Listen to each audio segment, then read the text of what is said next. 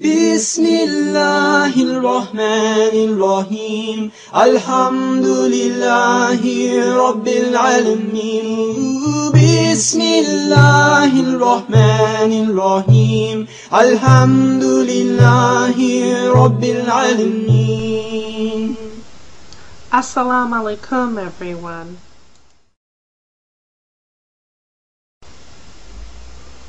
Hi, I'm the Happy Hijabi, and this is the Muslima Files, Episode 1, How I Came to Islam. I have a little notepad over here, so I'm gonna refer to it every once in a while, and the video for some reason is a little clicky. I'm not sure why. I'm relatively a new Muslima. I took my Shahada, Ashhadu anna la ilaha illa Allah wa ashhadu anna Muhammadur Rasulullah, in September of 2007, so it's been a little over a year now. Just to give you a little background, a little history on myself and how I came to Islam, it'll better paint the picture. I was born Polish and Roman Catholic. I was baptized. I had all the sacraments I was supposed to have. I taught Sunday school. I taught Sunday school for 20 years. They call it catechism.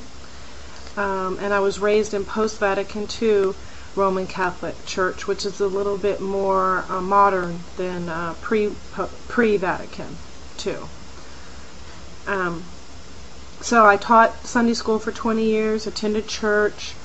My first marriage was in the Catholic Church. My son was baptized. I wasn't really living a Christian life 24/7. Like I live Islam life now 24/7. I mean, it's always in my thoughts and in my actions and what I do and how I drive even. It's just a total different way of life, and it is a way of life 24/7. Islam is 24/7, and alhamdulillah, I really thank Allah for leading me to Islam. Well, in 2006 I met my husband, and then we married in June of 2007. And my husband is Muslim. He is Moroccan and has lived here in the United States for 20 years. So my introduction to Islam was through the discussions I would have with my husband about what was Islam, what did they really think, what did they believe, because there was some stuff going on in the media. Although I don't believe everything in the media, and it only takes a few bad apples to get the most press, because really, who wants to hear about good news? Everybody wants to hear about negative news. Bad things make news, right? Good things are like, who's interested in that? Well, I was having these discussions with my husband, and he was encouraging me to search about Islam on my own, and when I'd have questions, come and ask him, because he really didn't want to sway me in any way. He said, you don't go to Islam unless Allah guides you, calls you. And now, mind you, I was Christian, and I was like, yeah, I'm going to turn him Christian. He ain't going to turn me Muslim. And that wasn't his intention. He wasn't trying to subversely turn me into a Muslima. He was just giving me the information, dawah. And we're all encouraged to do dawah. And so in the month of Ramadan in 2007, I had the opportunity to go to the masjid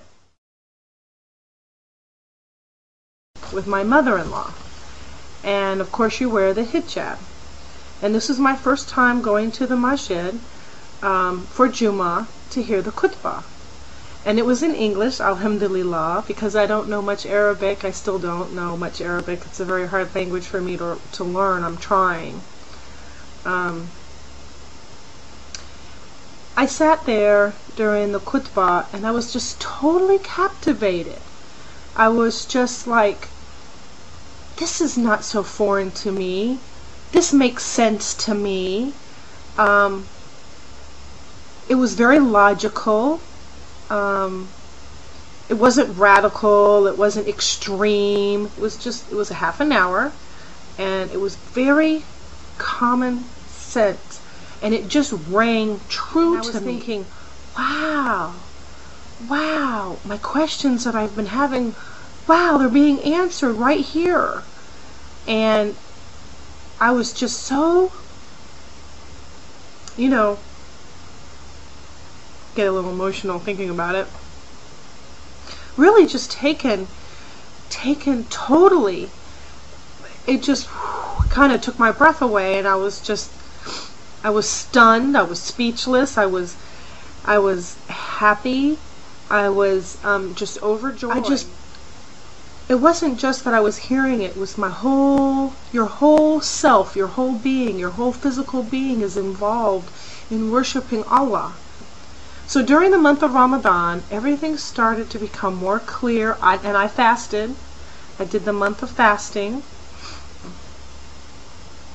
So I was doing the soul searching, and I just kept finding myself going back to Islam and really embracing it. And it was like a coat that fit really well and kept you warm, and kept you protected against the elements, and it was comfortable, and it was inviting and known to you. It wasn't foreign. So I took my Shahada with my mother-in-law present during Ramadan in 2007, and tears just welled up in her eyes, and she was just, as well as mine, and she was just so very proud of the fact that she was instrumental in encouraging me to come to Islam. And whether my husband knows it or not, he was too. Those discussions that we would have, that he would provide me information, that was just great. I'm a person who loves to read and find out information and learn, and I'm always happiest when I'm learning something. Alhamdulillah, alhamdulillah. I am Muslim. I continue to learn my prayers. I still struggle with some of the language of the prayers, and sometimes I'm a little late. I'm growing in my knowledge of Islam, inshallah, and I'm just so happy. Allahu Akbar. That's really true. I'm so much happier as a Muslim than I ever was before. If I have a question, I go to the Quran, or I ask an imam, or I read on the internet, and it has so many miracles in the Quran that 1400 years ago no human could have possibly known. This was words from Allah, and it took 23 years for the Quran, through Gabriel, the angel Gabriel, to dictate to Muhammad sallallahu alaihi wasallam. Subhanallah, subhanallah. I'm very happy to be Muslim. I'm very happy to wear hijab, and it was my choice to start wearing hijab. Not anybody else's choice. Nobody asked me. Nobody forced me. But that's a story for the next episode of The Happy Hijabi. So tune in next time for The Happy Hijabi, the Muslima Files, episode 2, Why I Wear Hijab.